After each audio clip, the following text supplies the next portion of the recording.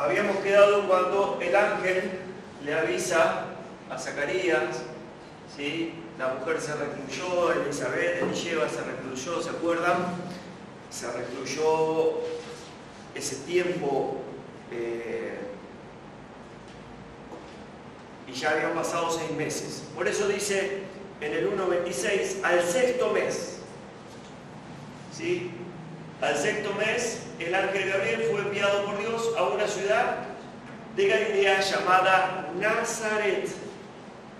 ¿Sí? ¿Quién vivía en Nazaret? Vivía Joseph, José y Miriam, o María, como la tienen conocida. Nazaret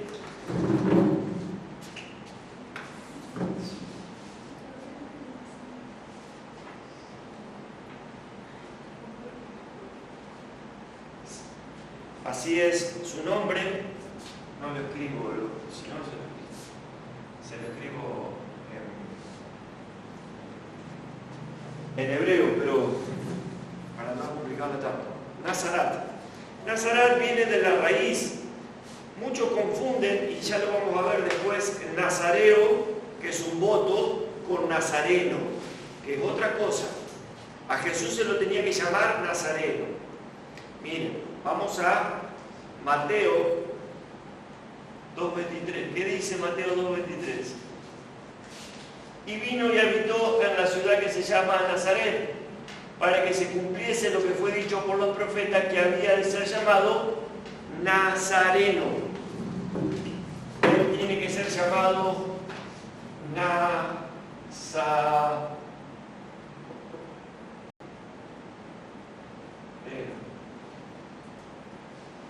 Otra cosa es el voto, que ya lo vamos a explicar, nazareo. Él tiene que ser llamado nazareno. ¿Saben qué? Esa profecía no hay ningún lado, cuando ustedes van al Antiguo Testamento, donde dice nazareno. Dice, el Mesías será llamado Nazareno. Entonces, ¿por qué Mateo explica esto? ¿O por qué Mateo dice para que se cumpla lo que dijo el profeta? Entonces, ahí nos deparamos con lo que dice Isaías 11. Saldrá una vara del tronco de Isaí y un vástago recoñará de su raíz. Bien. La palabra vástago es netzer. La palabra vástago es netzer.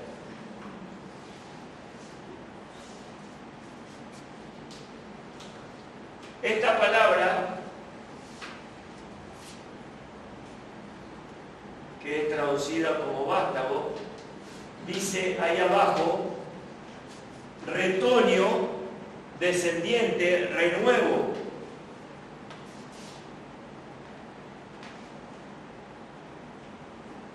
Vástago, ¿sí?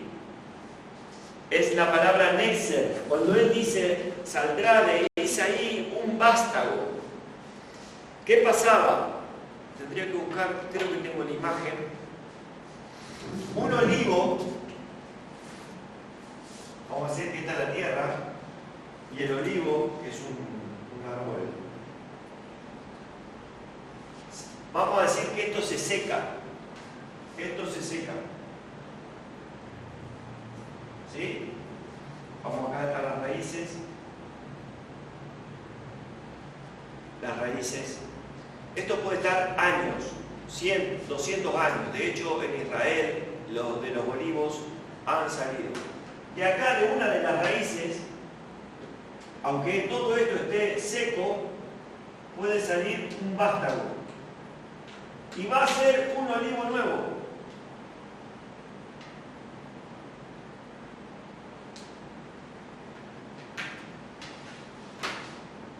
¿Me siguen? Aunque ustedes vean el árbol seco, de sus raíces, las raíces tienen vida. Ustedes ven todo el tronco, el follaje ya no da más olivas, no da más aceitunas. Pero de una de las raíces sale un vástago. Yo tengo una foto, después la voy a buscar. Y si no, se las voy a sumar al video para que les quede registrado. ¿Sí? Sale un vástago y hace un árbol nuevo. Sale un árbol nuevo. ¿Está? Por eso habla de Nexer. Saldrá un vástago de la raíz de Isaí. ¿Quién era Isaí? Isaí era el padre de David, del rey David.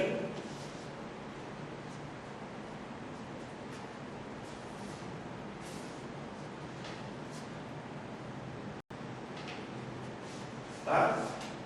¿Me siguen hasta ahí? Sí. Bueno, por eso la raíz Nexer, de ahí viene la palabra Nazarat. De Nexer es la palabra, viene Nazarat. O, como ustedes lo conocen, Nazaret. Estamos hablando de esto, lo estamos transliterando del hebreo, ¿no? ¿Sí?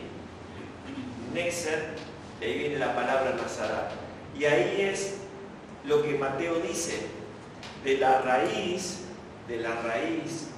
del vástago ese, por eso su nombre será llamado Nazareno, porque venía de Nazaret, de Nazaret.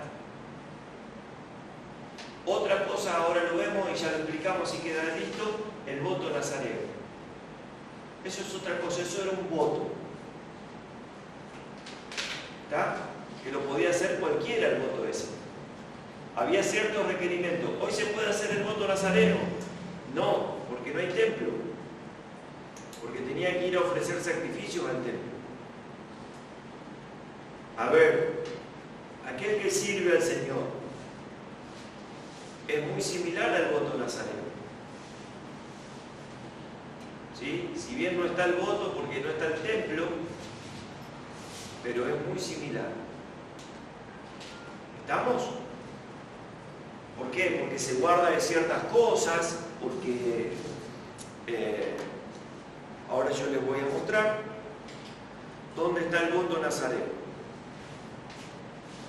Número 6. El voto de los nazareos. Dice así: habló el Señor a Moisés diciendo, habla a los hijos de Israel y dirás, el hombre o la mujer, también puede ser una mujer, ¿no?, que se apartare haciendo voto de nazareo para dedicarse al Señor, se abstendrá de vino y de sidra, no beberá vinagre de vino, de vinagre de sidra, ni beberá ningún licor de uvas, ni tampoco comerá uva fresca ni seca, todo el tiempo de su nazareato, de todo lo que hace de la vid, desde los granillos hasta el ollejo, no comerá. Todo el tiempo del voto, o sea, el voto tenía un tiempo. El voto tenía un tiempo. No pasará navaja sobre su cabeza, mientras esté el voto se dejaba crecer el cabello, hasta que sean cumplidos los días de su apartamiento del Señor. Será santo, dejará crecer su cabello. Todo el tiempo que se aparte para el Señor, no se acercará a persona muerta, ni aun por su padre, ni por su madre, ni por su hermano, ni por su hermana podrá contaminarse cuando muera, porque la consagración de su Dios tiene sobre su cabeza todo el tiempo de su nazareato. O sea, si tocaba muerto, su voto se rompía. Si bebía vino, su voto se rompía. Si bebía sidra en aquel tiempo, se rompía. Y termina diciendo así, el 21, esta es la ley del nazareo que hiciere voto de su ofrenda al Señor por su nazareato, además de lo que sus recursos lo permitan según el voto que hiciere, así hará conforme a la ley del nazareato. Una vez que terminaba el nazareato, él podría volver a tomar vino. Después del nazareato podrá beber vino. ¿Ve qué dice? Que la palabra nazareo viene de la palabra nazar. Fíjense que acá está la T, pero acá nazar es esto. De acá viene nazareo. ¿Qué significa nazar? apartarse.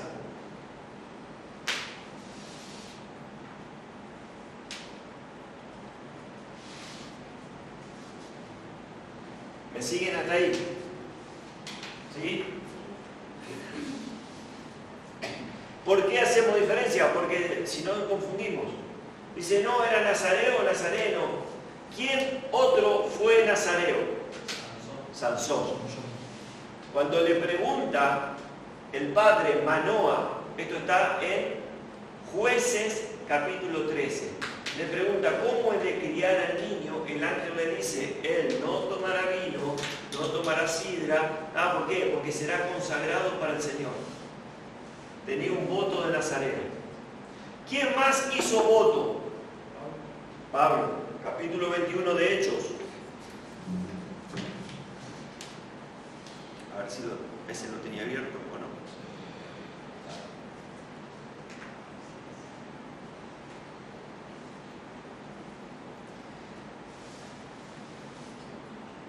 Hechos 21, 17 al 24. ¿Ellos cuándo?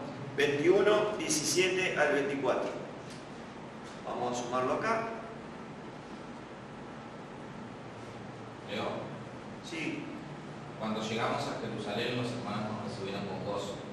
Al día siguiente, Pablo entró con nosotros y al ver a Jacobo y se hallaban reunidos todos los ancianos, a los cuales después de haberlos saludado, les contó una por una las cosas que Dios había hecho entre los gentiles por su ministerio.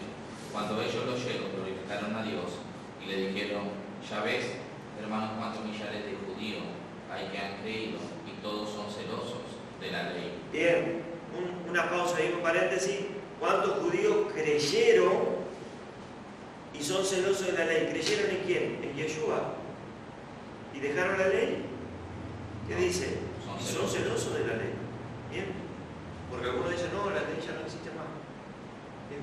¿Sí? Pero se les ha informado en cuanto a ti que enseñas a todos los judíos que están entre los gentiles a apostatar de Moisés, diciéndoles que no se circunciden a sus hijos, ni observen la costumbre. ¿Qué hay pues? La multitud se reunirá de cierto, porque oirán que has venido. Haz pues esto que te decimos. Hay entre nosotros 4 hombres que tienen la obligación de cumplir voto. Tómalos contigo, purifícate con ellos y paga sus gastos, para que se rasuren la cabeza, y todos comprenderán que no hay nada de lo que les informó acerca de ti, sino que tú también andas ordenadamente guardando la ley. Bien, hasta ahí nomás. Pablo anda ordenadamente guardando la ley. No es que Pablo un día dijo, no, yo ya estoy en la gracia y la ley de Dios no sirve para nada, hermano. Yeshua es llamado la Torah viviente, la ley de Dios viviente. Y la ley de Dios no es el Nuevo Testamento, es todo. Génesis y Apocalipsis, es todo. En aquel tiempo ni siquiera estaba escrito, de Mateo a Apocalipsis no estaba escrito. Pero Él era la palabra de Dios encarnada. ¿Está? Pues no, pero Él vino, cumplió todo para que nosotros no tengamos que cumplir. ¿Sí? Es como que yo le daba el ejemplo la otra vez. Mi papá andaba manejando acá y había semáforo. Él cumplía con los semáforos, estaba rojo, paraba, verde, avanzaba. Ahora yo agarro el auto, como mi papá ya cumplió esa ley, ya no me importa, yo ahora está en rojo, paso. ¿Por qué? La ley sigue siendo la ley, hermano. De hecho dice, donde no hay ley, no hay pecado. No se puede inculpar de pecado. ¿Y cómo nosotros sabemos que somos pecados? Porque el pecado es infracción de la ley. No, pero la ley, bueno, ¿qué dice? Bueno, ahí termina y dice, pero en cuanto a los gentiles que han creído, nosotros le hemos escrito determinado que no guarden nada de estas cosas, solamente que se atengan de, y ahí habla de las leyes de Noajida, las 7 leyes de Noajida, de ahogado, de idolatría, de fornicación, de sangre. Eso se le dijo, pero que no guarden las cosas que eran, por ejemplo, la circuncisión.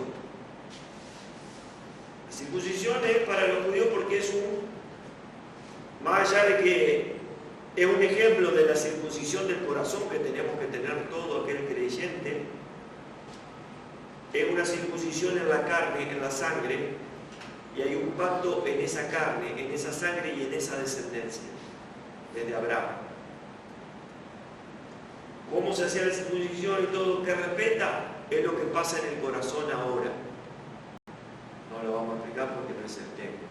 ¿Estamos? Entonces, entendemos que había un voto nazareo, que era de nazar, apartarse, y Jesús que era nazareno porque venía del vástago, de la parte que se llama vástago o raíz. Raíz, vástago.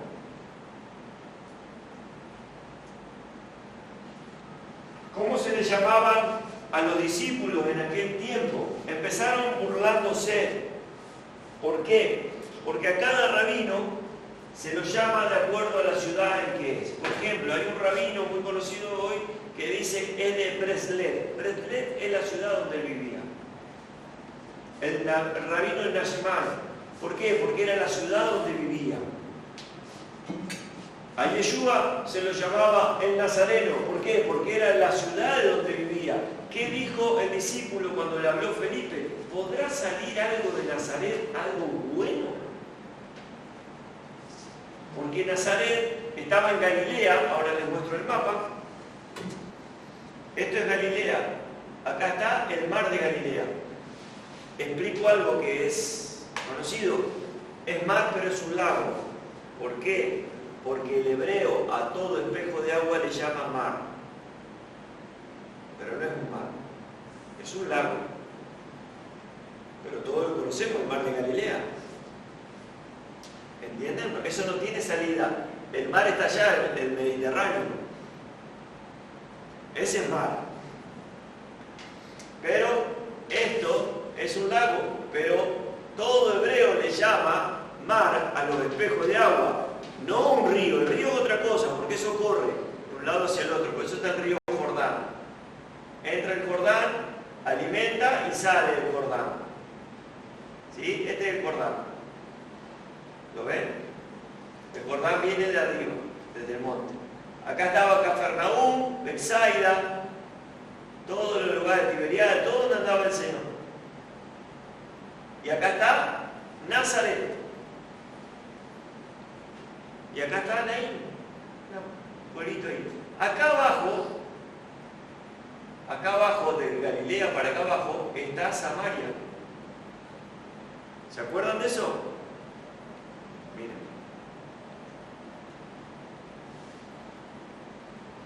De Galilea abajo está Samaria y bordan con el Jordán. Entonces para salir para acá a Judea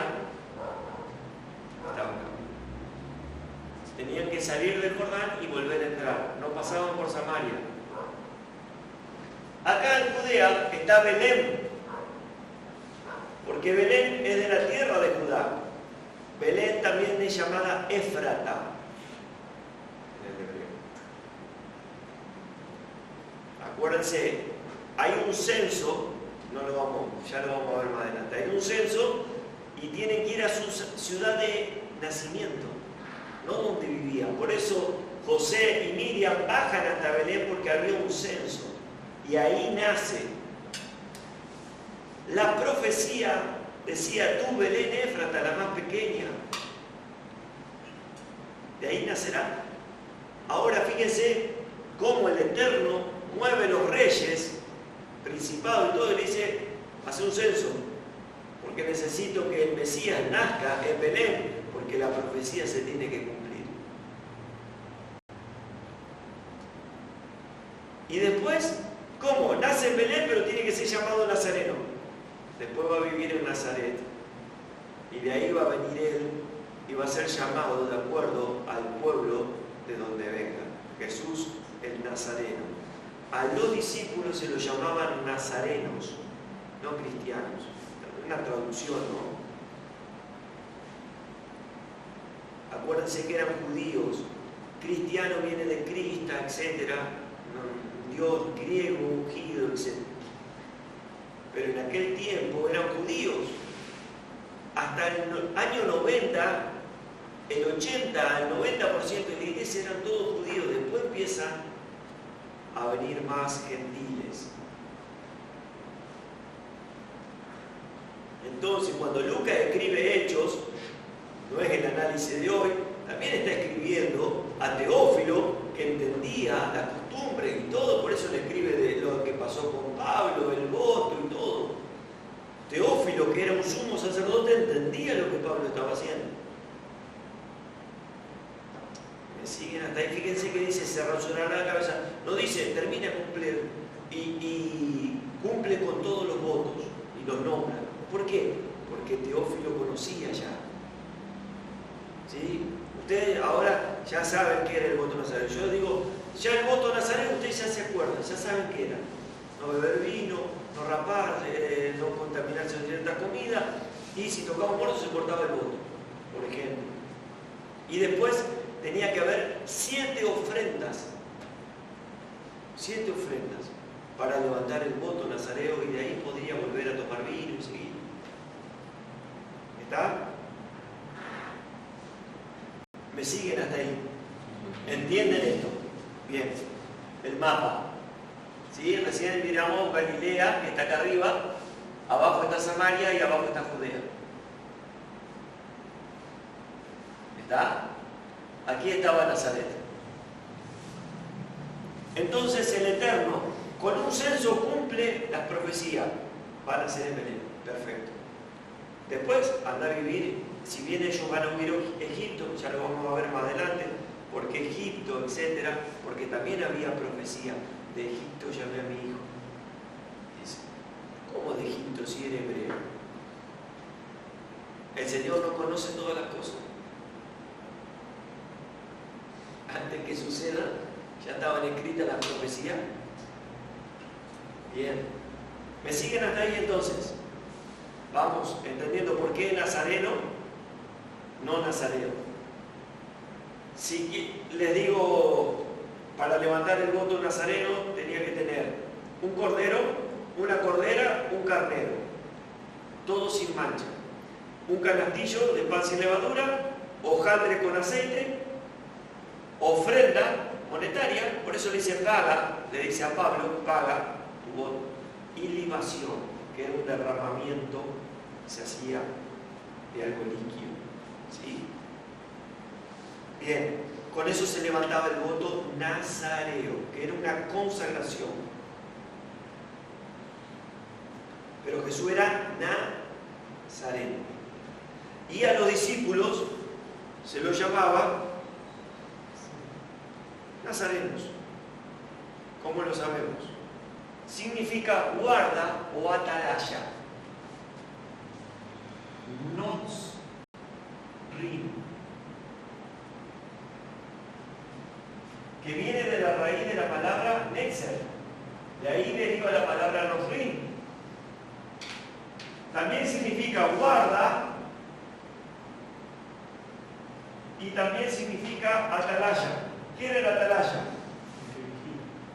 El atalaya era el que estaba en la torre de vigilancia. Se cerraban las puertas y quedaba en la torre alguien que vigilaba. Si el atalaya se dormía, podía ser atacado por un ejército. El atalaya tenía que estar despierto. Usaban en la cabeza una especie de canastillo acá y ponían canela con unas brasas. Te voy a decir, pero al tener caliente la cabeza, obviamente todo esto tenía una protección, ¿no? Era así, tipo casco pero para arriba, ¿sí? Al tener caliente hacía que no se durmieran, ¿sí? Y el olor a canela hacía que el enemigo supiera que estaba en la atalaya.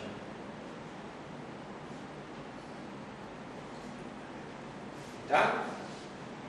La atalaya era un vigía, alguien que estaba atento, alguien que daba la alarma.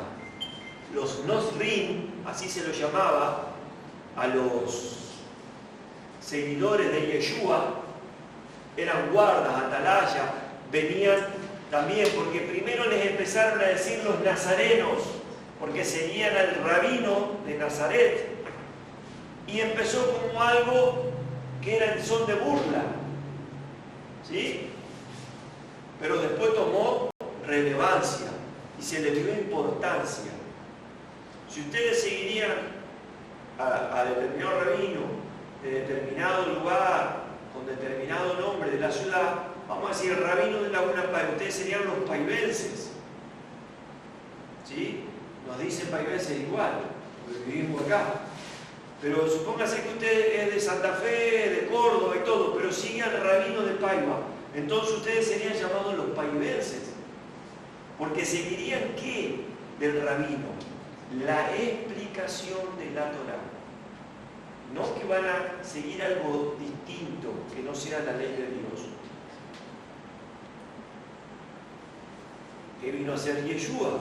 Vino a explicar la Torá correctamente. Se habían mezclado muchas costumbres humanas y estaban haciendo bastante difícil el seguir al Señor.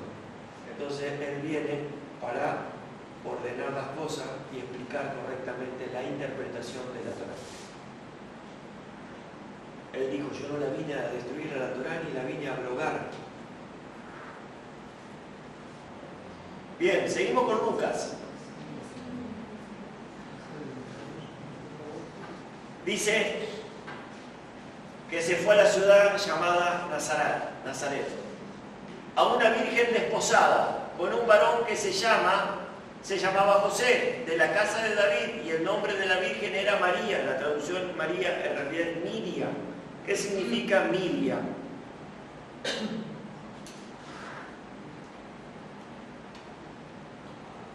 Miriam significa revelarse. Estaba casada con Yosef, que una de las, o José, es multiplicar. Miriam, revelarse, José, multiplicar. Eso significa su nombre en hebreo, ¿no? Avanzo un poquito para volver después. Y entrando el ángel en donde ella estaba, dijo, salve muy favorecida, el Señor es contigo, bendita tú entre las mujeres. Mas ella cuando le vio se turbó por sus palabras y pensaba, ¿qué salutación sería esta? Miriam en esta época tiene entre 13 y 14 años. Pasa que en aquel tiempo ya era una mujer. ¿Sí? Mi abuela se casó cuando tenía 15 años. La mamá de mi papá. Y ya eran mujeres. Y llevaban adelante un hogar como si nada. ¿Me entienden? Después apareció la adolescencia. Otro tema. ¿Sí? Dice, entonces el ángel le dijo, María, no temas, porque has hallado gracia. Explico esto cortito y sigo. Hallado gracia, has hallado gracia. Muchos han hablado de lo inmaculado de María. La Inmaculada Concepción de María, que es un término católico que viene de un papa del siglo X. Siglo X después de Cristo, después de Yeshua, siglo X, un papa, no vamos a ver, pero es historia esto, él empieza a fomentar que María fue inmaculada. 10 siglos después, nunca nadie en el primer siglo habló de esto, que era inmaculada ni nada. Si es, ¿qué quiere decir inmaculada? Que no tenía pecado. Que no tenía pecado. Sin embargo, lo que dice el texto es, tú hallaste gracia. ¿Qué es gracia? Es un favor inmerecido. Si te cometiste errores, Dios los pasó por alto. Hallaste gracia. ¿Está? No eres, no, tú eres sin pecado. No, no, tú hallaste gracia. Nosotros hallamos gracia de parte del Señor. ¿Me entienden? Has hallado gracia. No es que eres perfecta y por eso Dios... No, hallaste gracia, ¿sí? Te has mantenido, has guardado la ley. ¿Por qué? Porque ella era de su mamá, venía de la tribu de Leví, y de su papá era de la tribu de Judá, el papá de María. ¿Está? Pero dice, hallaste gracia. Entonces dice, darás a luz un hijo y llamará su nombre Jesús. Bueno. Y acá, vamos a ver. Primero dice que era desposada, pero ella después dice, ¿cómo será esto? Y no está hablando de incredulidad, sino dice, yo no conozco varón. Pero si está casada con José, está desposada. Pero dice, si yo no conozco varón. ¿Cómo es eso? Ahí tenemos que entender la boda hebrea. La boda escritural que viene desde Génesis.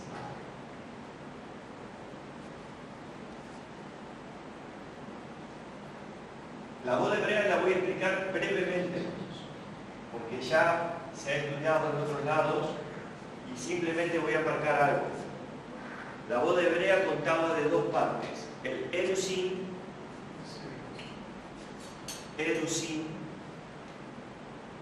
y Nisuin. Dos partes. ¿Sí? ¿Cómo se hacía la boda hebrea? Le explico rápido, porque para pasar. Papá de Miriam dice, bueno, mi hija se tiene que casar, voy a arreglar. ¿Y qué buscó? Alguien de la tribu de Judá, un león de Judá. ¿Sí? ¿Por qué? Porque ella era descendiente. A ver, Judá, Isaí, de David, hay muchos hijos que tenía David. ¿Entiendes? De ahí se ramificaron, eran de la tribu de Judá. Entonces buscó un descendiente que era José. José era de la tribu de Judá. Arreglan el casamiento. José le gustó a María, acepta, ¿sí? Y se ponen en el Erusin, la primera etapa. ¿Qué es la primera etapa? Ya está casada, pero ella va a vivir en su casa y él en la suya. Pero es como si estuvieran casados. ¿Qué parte en esta etapa no está contemplada? La parte física, sexual, no está aquí, en el Erusin. No se conocían. Bíblicamente la palabra Moisés la conoció, está hablando, tuvo relaciones sexuales. Entonces, en el Erusin ya está casada. Si ella aquí o él le engañaba, rompía el matrimonio. ¿Sí? Si ella adulteraba o él adulteraba, aunque no hubieran tenido relaciones, pero ya estaba desposada. ¿Qué hacía él? Él se iba, su papá le daba un terreno y José empezaba a hacer la casa. Mientras tanto, el papá de José le mandaba regalos a Miriam, dones, regalos. ¿Para qué? Para que Miriam los guardara para el día de su casamiento, para ir a vivir. Vamos a decir, le mandaba una olla a ese, para que usted me entienda. ¿Sí? Le mandaba y iba guardando. Un día llegaba ahí, ella iba acumulando las cosas. El papá de José hacía eso. Iba mandando dones a Miriam, a María, para que guarde. Ella estaba en el Erusin. ¿Sí? José estaba construyendo la casa.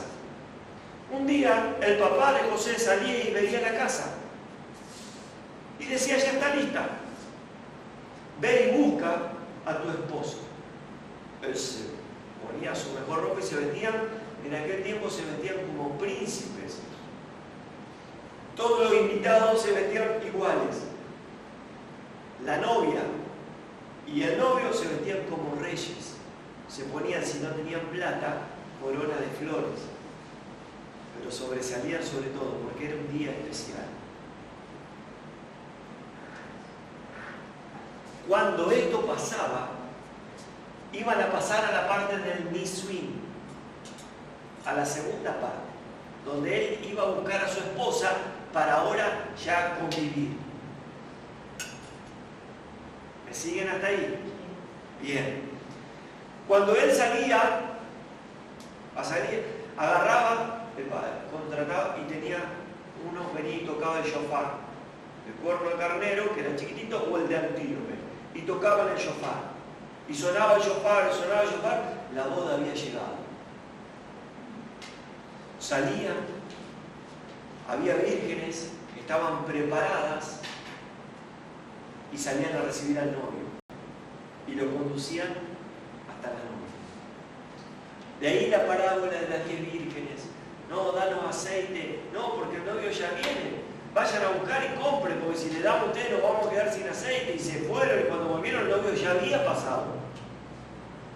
Esto había que estar atento. No es que nos llega ahora una invitación de un casamiento, te invito a un casamiento en julio, tal día, tal. Acá no. Acá sonaba el shofar, había boda. En Nazaret empezó a sonar el shofar y todo el mundo era un pueblito como constituyente chiquito. Y empezó, habría pocas casas. Sonó el shofar, la novia ya estaba preparada, tenía su vestido, se preparó, ¿sí? Y el shofar sonaba. Y venía el novio, acompañado por las vírgenes, y era llevada. Y empezaba la fiesta. Después venía el amigo del novio. Mientras tanto, el amigo del novio iba y preparaba la cámara nupcial, la pieza donde ellos iban a consumar su matrimonio. Y él preparaba, adornaba, ponía flores, ponía perfumes, cosas aromáticas y esperaba. Y cuando venían en la oscuridad, decía el amigo del novio: ¿eres tú el que ha de venir o esperaré a otro? Y si era el novio, decía: yo soy. Y él se iba. Ni lo salvaban, se iba y entraba el novio con la novia. ¿Sí? Y después de estar y consumar, volvían y estaban de fiesta. 7 días de fiesta. ¿Sí? Cuando esto se llevaba a cabo, la primera parte, que ya se ponían de acuerdo, se celebraba un acta que se llama Ketubá, o contrato de matrimonio.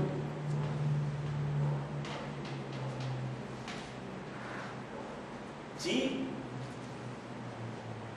La Ketubá la firmaban 2 testigos y se la daba a la novia. La novia lo guardaba, era su contrato de matrimonio. Ahí decía las obligaciones del novio. Usted tiene una Ketubá hoy, usted va a decir: yo ya estoy casada hace muchos años, yo soy soltero. ¿Cuál es la Ketubá hoy?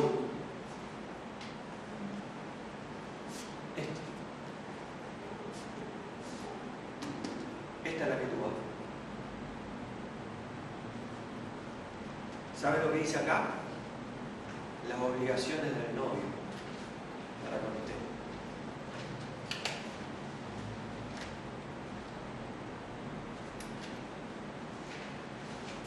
Esta es la Ketubá. No es para que la mesita del uno quede más baja, la pata, y la ponemos ahí. ¿No? Es un contrato de matrimonio. ¿Estamos? Entonces dice: yo ya estoy desposada, yo estoy en el Erusín. Todavía no conozco varón porque no ha pasado la segunda parte. ¿Cómo será esto? Bien, explico, ya que estoy en una parte de casamiento, y después volvemos al texto. Todos sabemos que tenemos genéticamente 22 cromosomas cada uno, y el par 23 es el que da el sexo. ¿Es así? El par 23 de los cromosomas es el que da el sexo. La mujer siempre manda X. Siempre manda X. El varón puede mandar X, y esto será una mujer. La mujer manda X y el varón manda Y. Esto será un varón.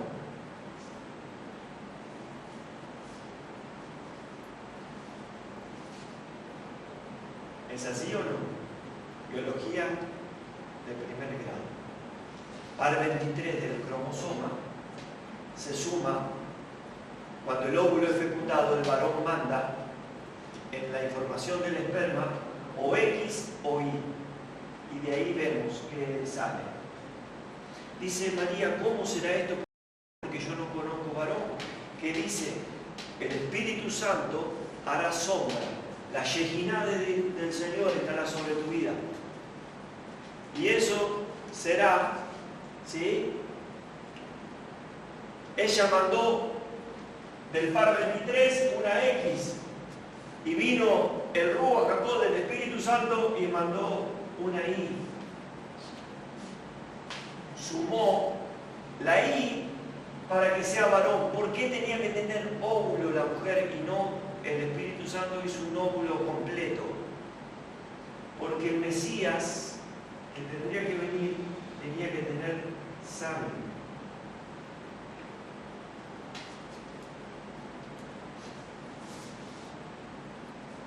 Y tenía que redimir a toda la raza que venía con esa información genética, esa sangre. Pero esto, lo que le está diciendo el ángel Gabriel, que el ángel Gabriel fue el mismo que habló con Daniel y le habló sobre las semanas 70.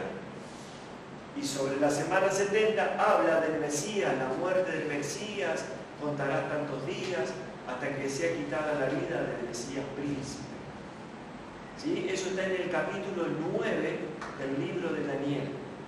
El ángel Gabriel le habla a Daniel y ese mismo ángel es el que viene a hablar, que habla con con Zacarías, esposo de Elisheba, de Elizabeth, con Juan el Bautista, y viene y lo habla a mí y a Ana María, que es el mismo ángel. Gabriel, te va a decir, ¿tan corto? No, es el enviado, porque esto es profético. ¿Me siguen hasta acá? ¿Sí? Bien. ¿Qué quiere decir esto? Que el nacimiento sería algo milagroso. No es un nacimiento común. ¿Por qué no es un nacimiento común? Porque él será llamado el segundo Adán. Y Adán fue algo inusual. Era una masa de barro en el cual el Eterno sopló y dio vida. Y eso fue algo milagroso. Después ya las generaciones se vinieron reproduciendo, ¿no? Pero Adán fue un milagro. Mira, dice, hagamos al hombre, lo hicieron un muñeco de barro. Muchos dicen que lo hizo parado. Siempre tenemos la imagen de que lo hizo acostado. Empezó, lo hizo y sopló en su nariz y entró hálito de vida. Y ese barro tomó vida. Y el barro se hizo carne. Increíble, un milagro. Ahora es un milagro también cuando Él nos dice que después del pecado dice, polvo eres y al polvo volverás. Y esta carne se hace polvo. Literal. Volvemos a ser tierra. O sea, ahora está cubierta por carne, pero el día que muramos vuelve a ser polvo, como dijo el Eterno.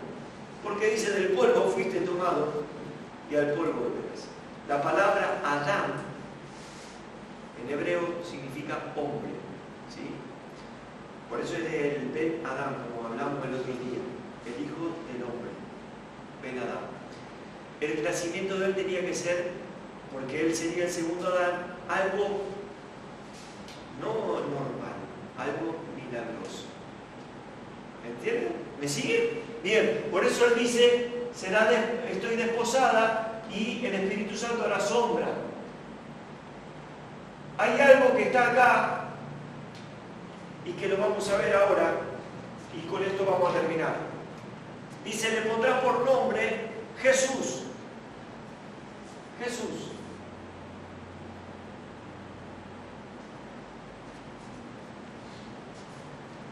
Y acá sonamos. Porque la palabra Jesús no es hebrea. Aparece la palabra Yeh, Yud,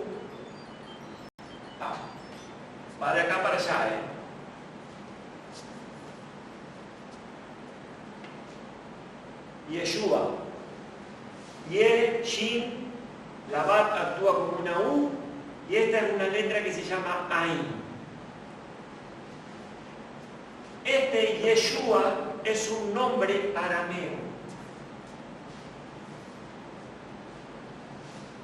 El hebreo y el arameo son idiomas hermanos, se prestan palabras.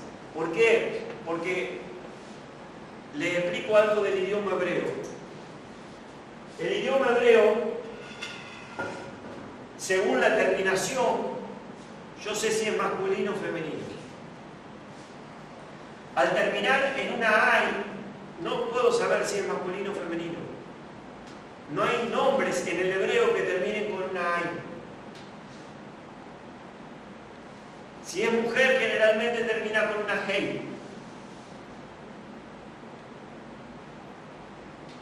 Si es mujer, Elisheva, y termina con una hei al final. Toda la mayoría de las palabras, ¿sí? Entonces yo puedo saber si es femenino o no. Entonces, esta palabra es del arameo. Es tomada. Pero ¿de dónde viene Yeshua? Viene de Josué. Josué no es Josué. Josué es Yehoshua. Pero Josué no se llamaba Josué. Ah, ya se me hizo un lío. ¿Cómo? Josué no se llamaba Josué y viene esto. Moisés le fue. ¿Qué sé yo? Vamos a leer entonces números. Números 13. Alguien que lo lea si no. 13:8. Números 13:8. Como un poquito de hebreo. Pero un poquito nomás. Como para darle un toquecito. De la tribu de Efraín, Oseas, hijo de Nun. Bien, ahí está hablando de todos los que iban a ir a ver la tierra. Oseas, hijo de Nun. Oseas es Joshía. Joshía significa liberador.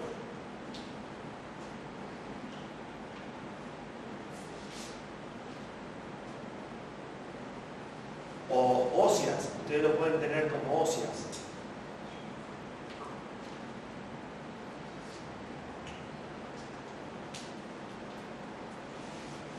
¿Sí? Pero ¿qué pasa? Agarra y dice Oseas, hijo de Nun, y no dice al que Moisés le puso. Sí, explica. ¿Por qué Moisés le puso Josué? Josué.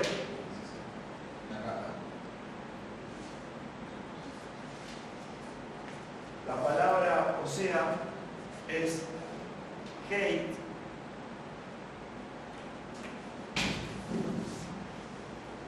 La Bat es una O, Jo, Shia. Esta es una Shin, O, Shia. ¿Sí?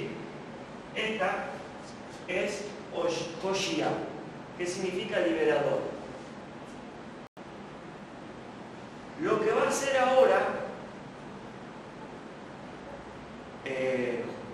Moisés le va a decir, no, tú eres Yehoshua. Ah, ¿por qué? Le agrega una Yud.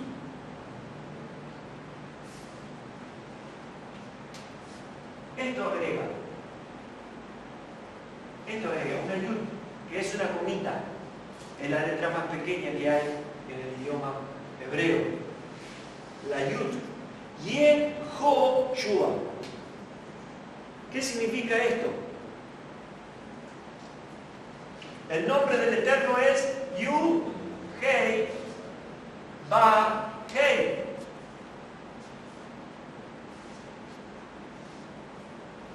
¿Sí?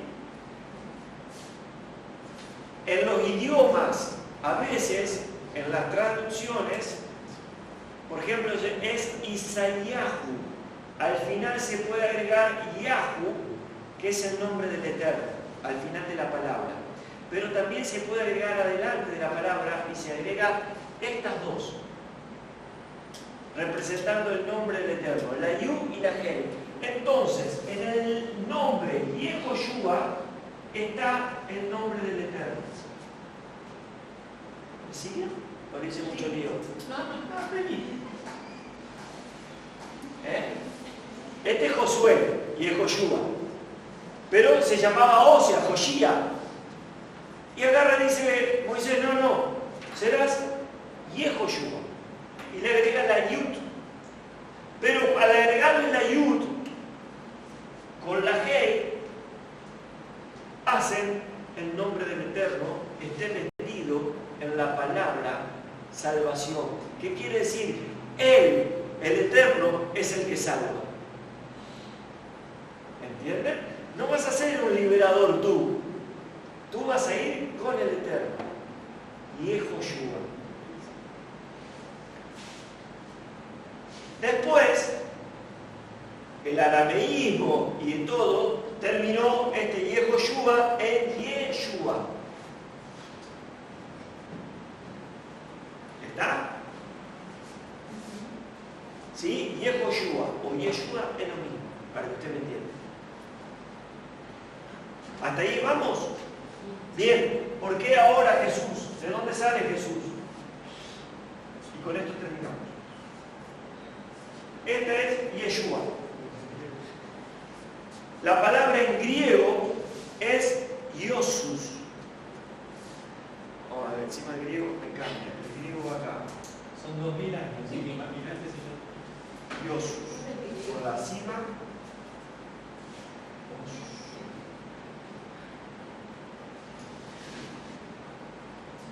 Iosus.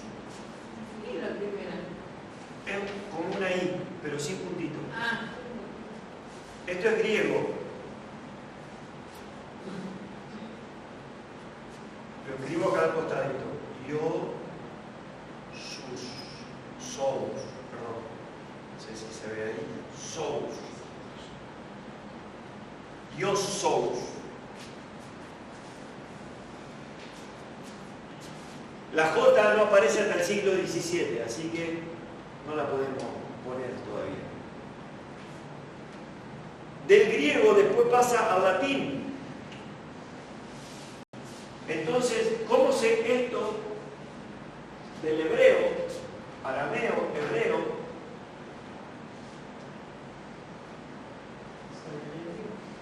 Vamos al griego y después vamos al latín. El latín es Jesús.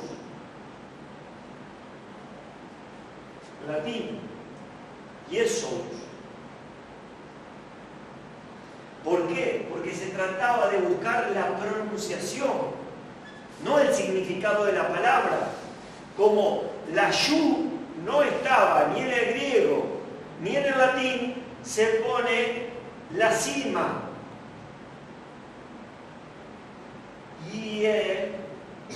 Yesou. Y como no hay la ay, la terminan con sus.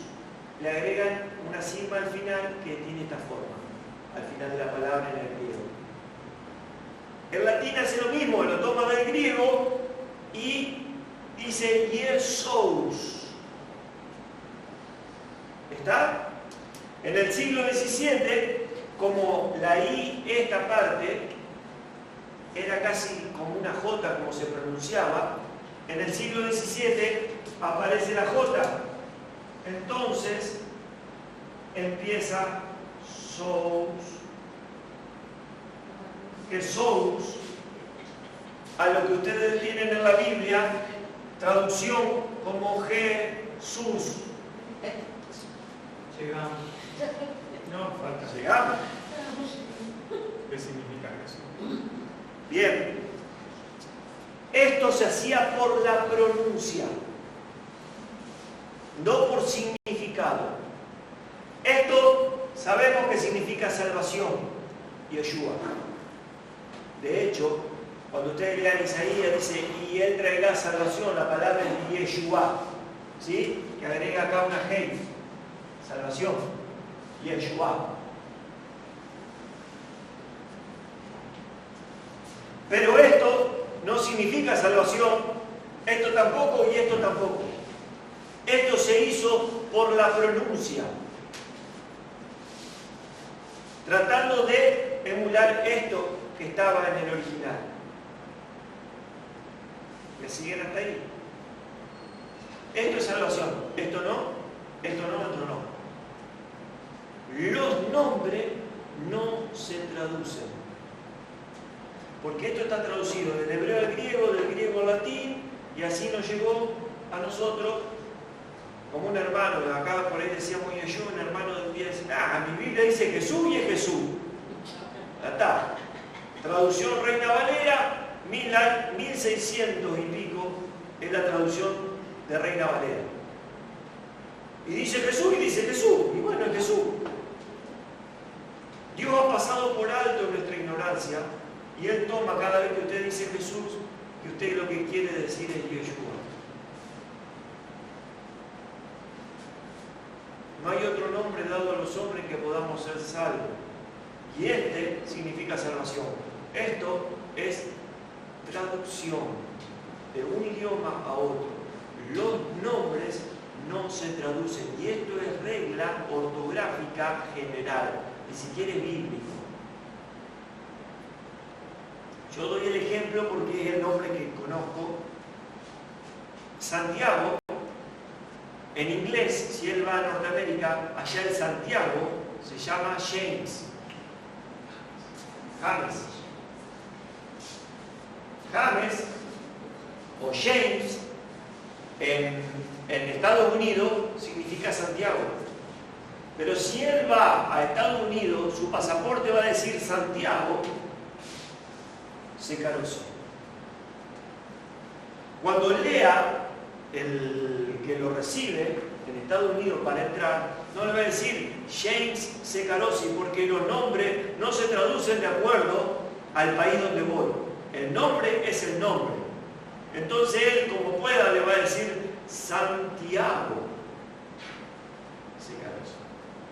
El James se sigue llamando James. Y si viene acá, le vamos a llamar James, no Santiago. ¿O alguna vez usted leyó el libro de Santiago Dobson? No, James Dobson es un hombre que escribe libros.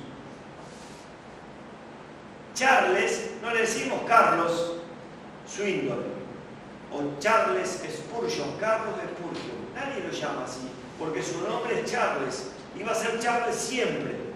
De hecho, cuando usted compra un libro de estos autores que son de afuera, cuando ellos hacen su nombre propio y dicen, y me llamó y me dijo, vamos a decir, James Dobson. Me dijo James, no dice, y me llamó Santiago Dobson. Porque el nombre no se traduce. Tu nombre es el mismo acá, en Japón, que le va a costar pronunciarlo, pero va a ser el mismo en Rusia o donde vayas. Siempre es el mismo nombre. No decimos que hubo mala intención, Dios sabrá. Bueno, Pero de esto a esto, es tanta la deformación que ninguna de esas palabras tiene significado. Solo Yeshua. exacto. Pero, ya les digo, no decimos, bueno, fue una mala intención. No decimos, Dios sabrá. Pero yo le quiero decir que esta regla ortográfica es así en el mundo desde siempre y los nombres son nombres propios. No se traducen de acuerdo al país que yo vaya o al idioma que yo hablo. Yo tengo libros de escritores ingleses y cuando hacen referencia a su propio nombre lo dicen en el idioma que ellos hablan. Charles sigue siendo Charles, James sigue siendo James. Y está todo el libro traducido al español, pero el nombre sigue siendo el nombre inglés o norteamericano, o sea, ¿me siguen? ¿Sí? Por eso el nombre que te pondrás será Yeshua, porque Él salvará a su pueblo de los pecados, dice Mateo. Bien, con esto vamos a terminar por hoy. Una cosita más y cerramos. Y con esto cerramos, prometo, para que no me quede para la próxima. Él será de la casa de David, y se lo dejo para que ustedes lo lean. Génesis 49, versículo 8, Isaías 9, del 6 al 7,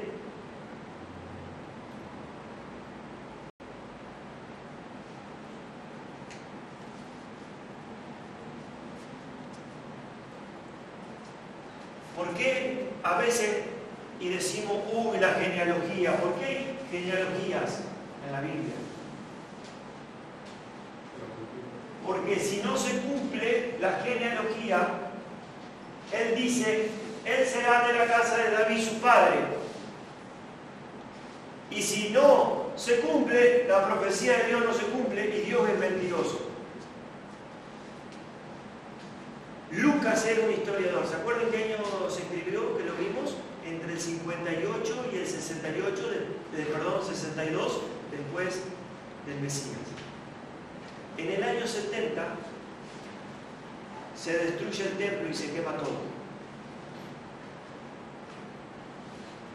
La Iglesia Católica aprendió esto del hebreo. Nosotros teníamos que hacer ciudadanía y no teníamos el nombre de nuestro abuelo, donde había venido, el bisabuelo, y teníamos que ir a las parroquias donde estaban asentados los nombres. En las parroquias, antes del registro civil, se asentaban los nombres y la descendencia de dónde venían. Eso es hasta el día de hoy. Hay registros desde el 1800 para atrás que solamente están en parroquias. Después vinieron los registros civiles y se asentaron ahí. ¿De dónde lo aprendieron esto? En el templo estaban los rollos donde estaban todas las genealogías. Lucas, que es un investigador, se fue al templo y agarró, pidió el rollo de la tribu de Judá y empezó a ver si era verdad que él venía de la casa de David. Y está la genealogía escrita. En el año 70 viene Tito y quema todo el templo, juntamente con todos los registros de genealogía que había hasta ese día. Si hoy viniera el Mesías, según el hebreo, que todavía el judío que espera que el Mesías nazca, no pueden asegurar que sea de la tribu de Judá, descendiente de Salomón o de David.